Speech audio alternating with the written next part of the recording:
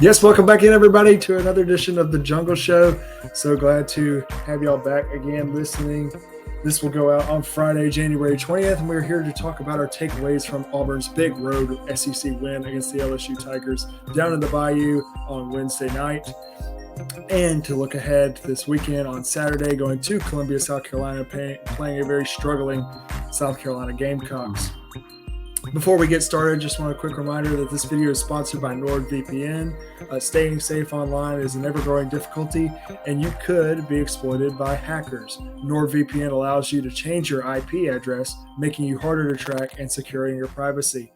NordVPN is giving Auburn Daily listeners and readers a special deal. Check out the link in the episode and YouTube description down below to find it out. So, all right, let's get right into it. To do that and to discuss this all, I brought in my dad and co-host again. Dad, this is a big, tone-setting type road victory in the SEC for Auburn to improve to 5-1. Am I right on that? Is it 4-1 or 5-1? I think it's 5-1. 5-1. I think you're right too. I don't. It's a lot. Look, since the Georgia game, it's 4 straight wins. It's different, yeah. So it's 5-1.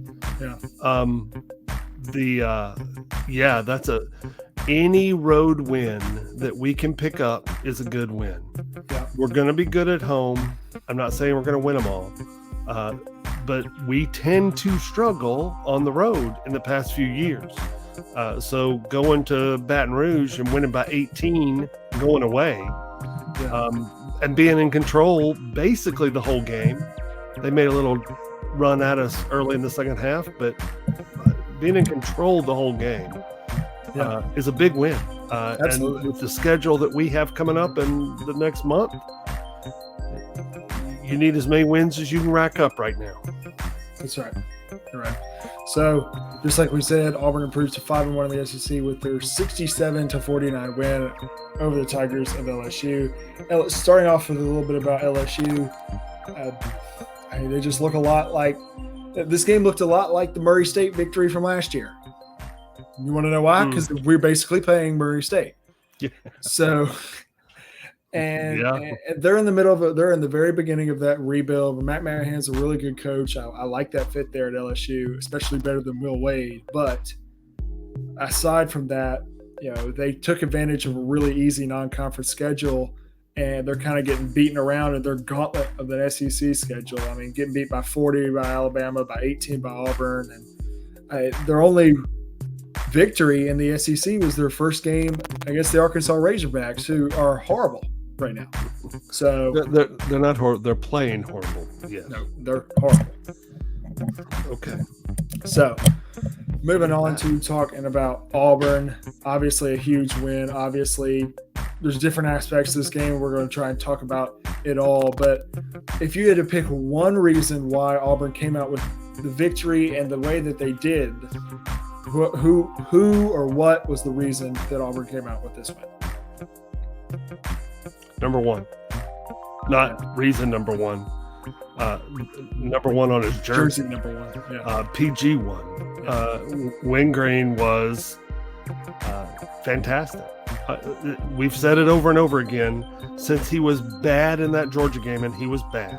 Yeah. Since he was bad in that Georgia game, he has come on and played well, if not really well. And if you look at his line in this game, he's 14 points. He only made 1 3, so he's getting to the hole more. He had 4 rebounds, 4 assists, 0 turnovers, and 2 steals. Yeah, it's plus minus a 13. That's your point guard. I don't know if you could name a better stat line. Obviously, you want to see maybe a few of those threes go down that he shot in the first half, but I agree. That's why you won that game. Yep. It's like we've said over and over again, we're going to go as far as he goes. And he was going a long ways against LSU. Yeah. And I don't think LSU is very good. That doesn't take a lot to come up with that take. They're struggling this year, like you said, but he was fantastic. Yeah, he was the best player on the court.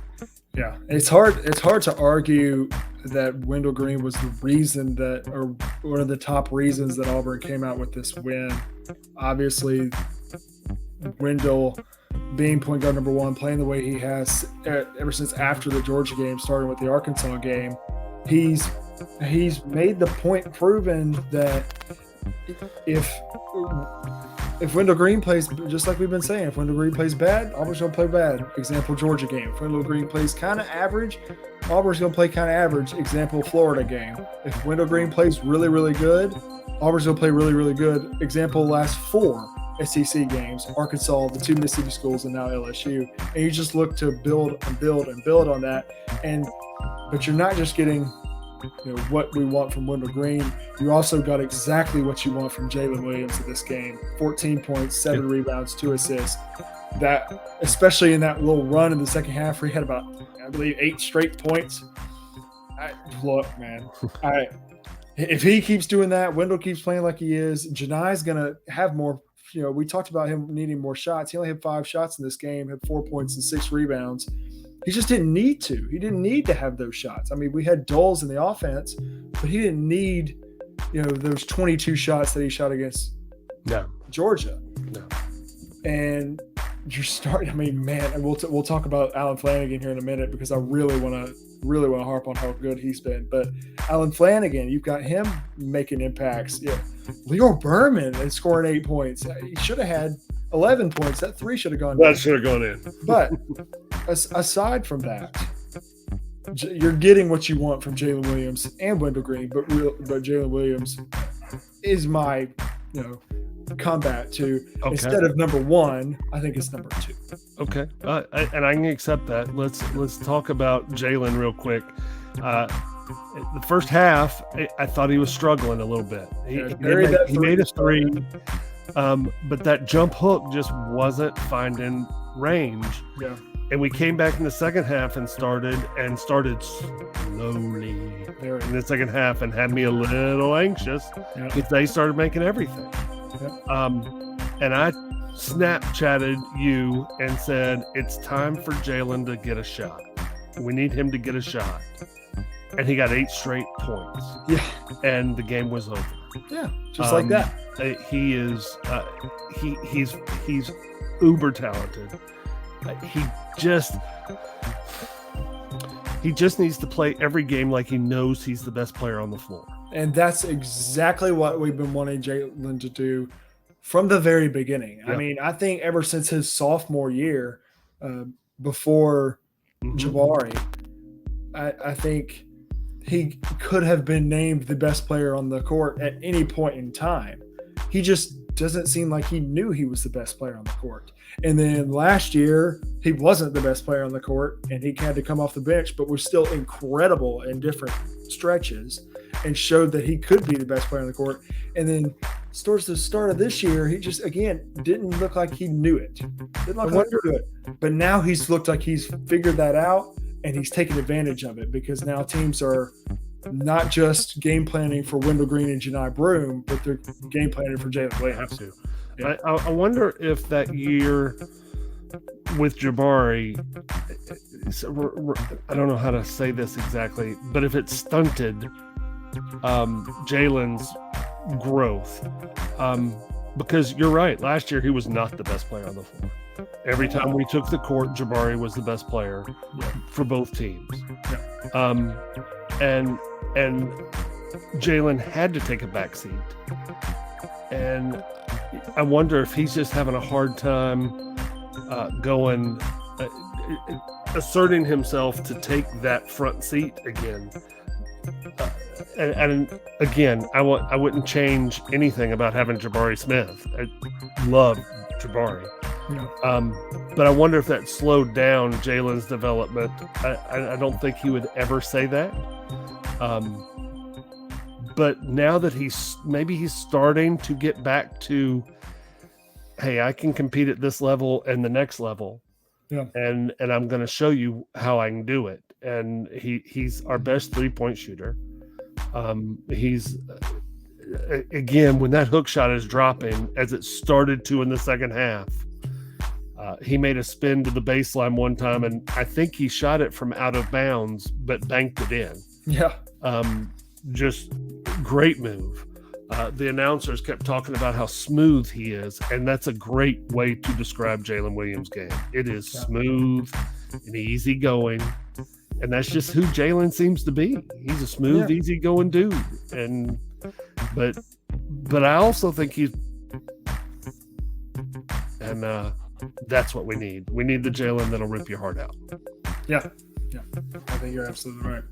So let's talk about Alan Flanagan in this game. Flanagan was in foul trouble the entire game, fouled out of the game, and a lot of them were so ticky-tack and, whatever, on the road, SEC, whatever.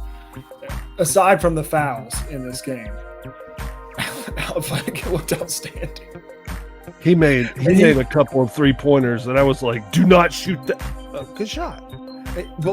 He made 2. His first one was a step in right off that little dribble handoff. He's gonna make that.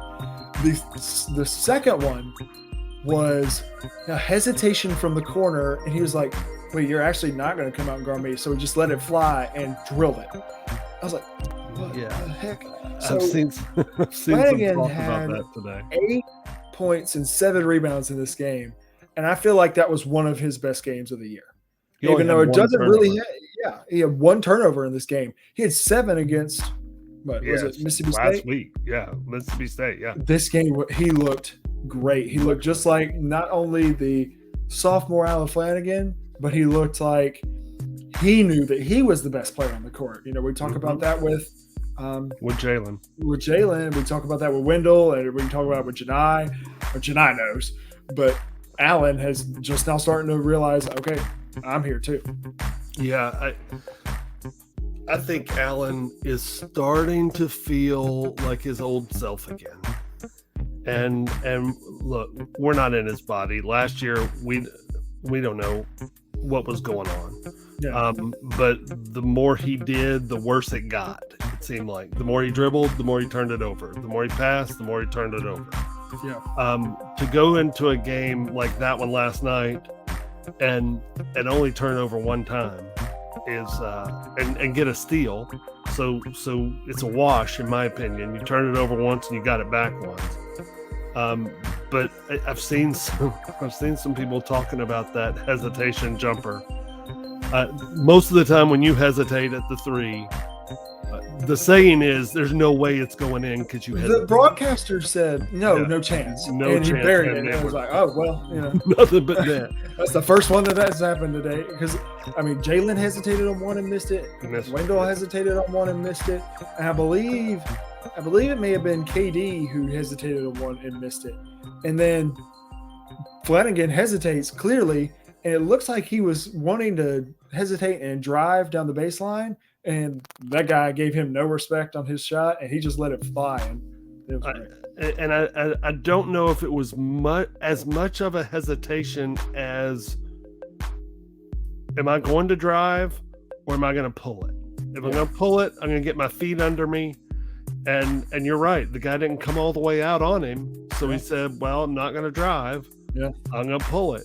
And it was a great shot. He played great. He is an elite defender at 6'6", made of muscle. He can defend almost anybody. He can jump out of the gym. Very athletic. So getting him healthy and back to his almost old self is a big step in the right direction. No kidding. Yeah. So we've talked about pretty much all the guys in the starting lineup except for Janai and Zeb. Janai's going to have more shots. Janai's going to score more than 4 points in a night. Zeb played a great game, buried that first 3. I was like, oh, yeah, we're here. We're going. Yep, we're good. Yeah, open the game. Zeb buried the 3 to open the game. I will say Janai sometimes has a tendency when he's passing out of a double team to turn it over. Yeah. And I think he had, 3-4 turnovers? We can't have that of the 5. You can't get 5 turnovers out of the 5 or 4 turnovers out of the 5 because Cardwell didn't turn it over. But Cardwell had 4. Janai had 4. That's 8 points and 13 boards from your 5. Yeah. So 8 points and 13 boards, that's not bad from the 5 position. I want do more. want more from that. Yeah. But and Janai will give us more. Yeah. For what Another it's shot, worth, 5 shots. it came out that he has a sprained toe. Sounds horrible. Ow. I don't know what toe, I don't but know I how saw you do somewhere that Janai had a sprained toe, and it does not sound like a fun deal. So that sounds painful. Yeah. Okay, so we've talked about the guys in the starting lineup, just like I mentioned. Now, Auburn had 22 bench points in this game. 8 from KD, 8 from Leor Berman, 4 from Dylan Cardwell, and 2 from Yohan Traore. All right, let's start with KD. Let's start with KD because he buried 2 threes. It is so good to see KD getting his confidence back. He shoots 2 for 4 from 3. He makes both of his free throws. He gets a rebound. He gets an assist, and he does not turn the ball over. And he has 2 steals. Look, KD, I may have been the happiest of our 8 threes that we made. We had 8 and 24, 33%, which is that's pretty. It's not great, but I'll take that, especially on the road. But when KD made his 2 threes, I think those were the happiest of the 8 that went in, just because we've seen him really, really struggle with not only his shot but his confidence in his shot. He's just not shooting it as much anymore. But he buried those 2, and that first one was kind of a step back. Oh my gosh, that looked like KD from last year. Yeah, moving on. Gotta see that, especially the longer SEMO stays out, which I don't know how much longer it's going to be. The more I want to see KD step up and producing that at the 2 guard without turning the ball over, which KD is kind of known for, is a big deal. Hitting those shots, he was attacking the basket. He was getting fouled. They just weren't calling it. I'll take it. I'll take those 2 threes, like you said, just to build his confidence more. No doubt. If you'd have asked me last year, if you'd have told me last year that we were going to do a show in which I was begging KD to be more confident and to shoot the ball, I'd have told you were on drugs. You lost your mind. You've lost your mind because that kid's more confident than any human I've ever seen. Yeah. He's not right now, and those threes will help. Yeah. And we need it. So talking about confidence and fit and trust from the coaches to put Leor Berman and give Leor Berman, how many minutes did Berman play? Let me get that here just a second.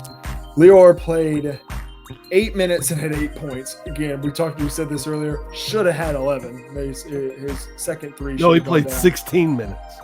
He was plus 8. He was 16 minutes. He was plus 8. You're right. Yeah. You're right. He played 16 minutes. I thought he played more than that. 16 minutes. Obviously, he's the backup 3 because Allen, who was the backup 3 behind Chris Moore, has been, propelled into the starting spot. And Leor has done nothing but amazing things to fill in for that backup 3. Obviously, the back cut for the layup, his 3-pointer, his other 3-pointer that should have gone down. I love that shot. And his and-1 that he got. His scoring is great. Buried his free throw as well. But can we talk about that offensive rebound that he got on that crucial possession? They're so big. It's the second game in a row. Second game in a row that he has come up with an offensive rebound when we had to have the ball back. Yep. And he's not the most athletic guy out there, but he knows how to play the game. Yep. And look, that move, I think he shocked the guy who was guarding him on the and-1 drive. Because the guy was like, this guy can't get by me. And Leor went right by him and pulled up and got fouled mid-range and put it in. And it was like, you don't want to underestimate the kid. He can play. And it's like the announcers last night were saying over and over again, he's a guy that Bruce Pearl trusts. He trusts him because he's going to give his 100%. He's going to play defense. He has some limitations, but he's going to play defense. and he can shoot the lights out when he gets going. And he was going, and like you said, that third 3-pointer should have gone in. It went all the way down and came back out. It was a great shot. Any shot that he gets, I'm enjoying that because I'm rooting for I want him to do well. 100%. So another guy, and I'm just segueing this, another guy whose 2 shots or 2 makes or 3 shots in total were all like, oh my God, like you get out of your seat type of attempts, I'll say. Dylan Cardwell. His first attempt was I think it was a back screen lob, and I don't think Wendell cared if there were all 5 guys that were going to go up to the rim. He was going to throw it. And he threw it up there and right over that guy, right over KJ Williams' head, and Dylan just grabbed it and flushed it. And he flushed it over. I thought he was going to break the little guy's hand that a guard had rotated down, and Dylan just jumped over it. Yeah, and caught it and crammed it in, and I was like, man, I love to watch those alley-oops when Wynn. I still don't know how Wynn throws that accurately. He's dribbling left, throws it with his right hand up towards the right side of the basket, and Dylan caught it and killed it. Yeah, Sharif did that many times, and I was like, how does he make that pass? There's nobody that can make that pass. Yeah. Wendell does the exact same thing. Wendell's very, very good. Very, very accurate when he throws those lob passes, and that was a perfect one. Another one, the other make from Dylan was, I guess everybody, all 9 other players just kind of stopped because I think they thought there was going to be a whistle, and Dylan just grabbed the ball and dunked it. I don't really know why they all stopped, but that, and then his step back 3-pointer attempt was quite something. Come on, Dylan. Look, listen, when he started shooting, I was like, that's good. That's going in. I thought for sure. 3 points. Go ahead. I thought for sure he was going to make his second career 3-pointer. Oh my gosh. And the clock was winding down. He had to shoot it. I don't know how it ended up in his hand. Somebody didn't know the clock was winding down and passed it to Dylan at the 3-point line. And give him credit, he put it up there. It hit the rim. Now it hit really hard on the rim, but it hit the rim. And look, again, this is your 5 position. This is the backup 5. 4 points, 7 rebounds, 2 assists. 2 assists. Yep. 2 blocks. And plus 13 in 17 minutes. From Dylan, I'll take that every game. Yeah, 100%. And then I want to talk about one more thing before we quickly talk about South Carolina and give our predictions for that. We've seen these struggles from former LSU signee Yohan Traore. And we've seen struggles. We've seen confidence issues. We've seen not knowing where he is, not in the right position. Obviously, he's not ready for this kind of college basketball. But there is, we always wonder why he was a 5-star. He can still score. Yeah. We saw that in Israel. Yeah, we're just not seeing it now because now we're more like. We're more of a refined basketball team now, and he doesn't have a place really. But Traore, with about a minute left, just took the ball at the top of the key, went one dribble to the right, and faded away and buried a jumper. And I was like, that's what we saw in Israel. Oh, that's what we saw in the exhibition. That's what we want to see. That's what we've been trying to see and wanting to see for the entire season, and just have not. At all. Here's my other hope, and again, it's a confidence thing. I hope, like KD developed confidence on those 2 threes. I would hope that Yohan would develop some confidence. I don't want him to get 10 shots. I want him to get 3 shots in his time on the floor, and I want him to defend and get some rebounds. You're 6'10". Yeah.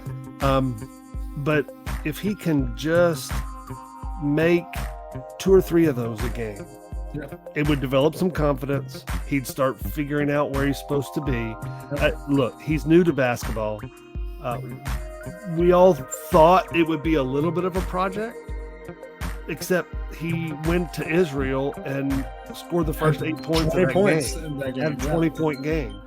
And everybody, you and I both went, wow, he's going to be really good. Yeah. And then he gets over here and it's like, I don't know where I am. And it's like, what happened? Yohan, I need you to make 2 of those, maybe 3 every game. Yeah. Exactly what you just did. You can do it. You can do it. Yeah. And you get a couple rebounds and 2 or 3 of those makes and work your way into knowing what's going on. And next year, his athletic ability is off the charts. Yes. He's long arms, he's big, strong kid, athletic, can jump. Just get to where you feel like you know what you're doing. And then next year, prove it. Yeah. And let's see what you got. So I've not given up on Yohan. I know that you had early on you were giving up on Yohan, but he dropped that bucket, and I think I texted you and went, "There's Yohan. Traor's here." So okay, glad he made a bucket in front of the team that wanted him there. Yes, yeah, no doubt. So moving on to talk about Auburn's next opponent and the South Carolina Gamecocks, the 8-10 South Carolina Gamecocks. Just not a very I just don't think they're there yet. I don't think they've gotten they had a really weird non-conference schedule. Like, they beat Clemson, and Clemson's really, really good basketball team. And they lost to Furman and George Washington and Eastern Carolina, and then they went to Rupp and beat Kentucky, and then they lost to Ole Miss on Tuesday and gave Ole Miss their first SEC win. So they're 1-4 in the SEC. They'll come with that one win being at Rupp Arena. Yeah, it's just amazing. So at Rupp Arena, they have one kid make 6 to 10 3-pointers. They got hot from outside. If they get hot from outside, they can beat. Look, the 3-pointer changed the game when it came in years and years ago, and it equaled the playing field. So not just the teams with the big guys were winning. Yeah, and they've got an NBA player on their team. They do. Jackson is an NBA player.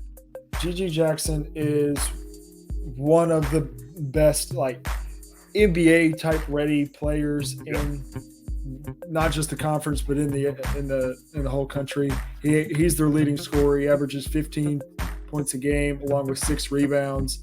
So obviously, he's an NBA build type of guy. So that's a guy you got to look out for. You got to guard. If you could get Chris Moore back, that would be huge. But I would expect that to be an Alan Flanagan type of assignment because he's a long wing, and you'll see a lot of long wings, especially from now on. So, and that game will be in Columbia, South Carolina at 2:30 p.m. Central Time.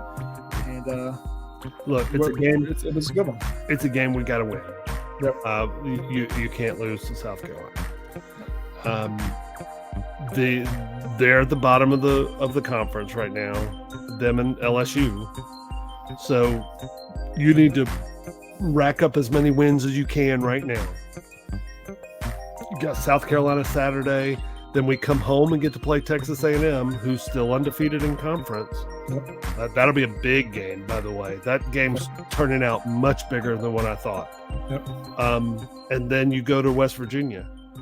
And so you need some W's. West Virginia's not playing real well, although I think they beat TCU last night. Yep. So, but this South Carolina game, Gigi Jackson is the real deal. He's an NBA. We talked earlier on one of our podcasts. How many teams have NBA players? South Carolina has one. South Carolina has one. Yep. He's an NBA player, and I didn't think at that time that Auburn did. Jalen's got a chance. I think Allen does too. Allen, if he keeps building, also has a chance. So we'll see. Yeah, just like you said, Auburn goes to South Carolina, then comes home next Wednesday and has a very big matchup with Texas A&M. Just like you said, the Aggies are still undefeated in SEC for play second place. after surviving against Florida at home, just like we did. And then Auburn goes to Morgantown for the Big 12 SEC Challenge to play against West Virginia in an early morning game, 11 o'clock game on next Saturday. So if you can finish out January undefeated here, and get 3 straight wins, boy, you're set up for February. And February is a straight gauntlet. Because then you're 7-1 halfway through the conference season. And guess who you get February 1st? You get Georgia at home. That's your revenge game against the Bulldogs. Gotta get a dub there. That's 8-1. And then you go to Knoxville. And then you go to College Station. Okay. And then you host probably going to be one of the top teams in the country, Alabama. And then Missouri. Then you go to the awful arena in Nashville, play Vanderbilt, then Ole Miss, then 2 Rupp, 2 Coleman Coliseum, and then Tennessee. Oh, God. So those final 3 are going to be something. They used to talk about Amen Corner in football. That final week in basketball is Amen Corner because that's going to be tough. That's why you build up as many wins as you can get right now. Yeah. You got to win South Carolina. Yeah. You really got to win Texas A&M next week. Yeah. And then you got to win Georgia first part of February. You got to get the ones that you can get. Yeah. Because that Tennessee team has gotten beat, but they're very good, especially at home. They're one of the best defensive teams in the country. Obviously, Alabama may be the best team in the country right now. Kentucky at Rupp. That's tough. I know South Carolina beat them. but they found something. Yeah. And Missouri just beat Arkansas last night. And oh, by the way, my favorite group of people, the SEC officiating, had to apologize because they blew a call that may have cost Arkansas that game. So. Well, couldn't have happened to a better fan base in Arkansas.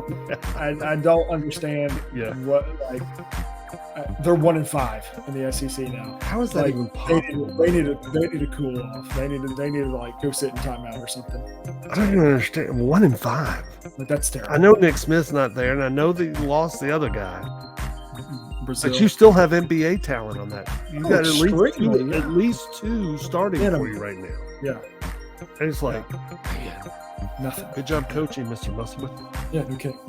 So we'll get out of here. If you want to find us on Twitter, just look on screen on YouTube at Gray Oldenburg or at War Eagle Hoops. You're going to find the amazing stuff on auburndaily.com. Just go there, or at the Auburn Daily on Twitter. We'll be back to discuss this Auburn game against South Carolina before the A&M game next week. We hope to see y'all then. War Eagle. War Eagle.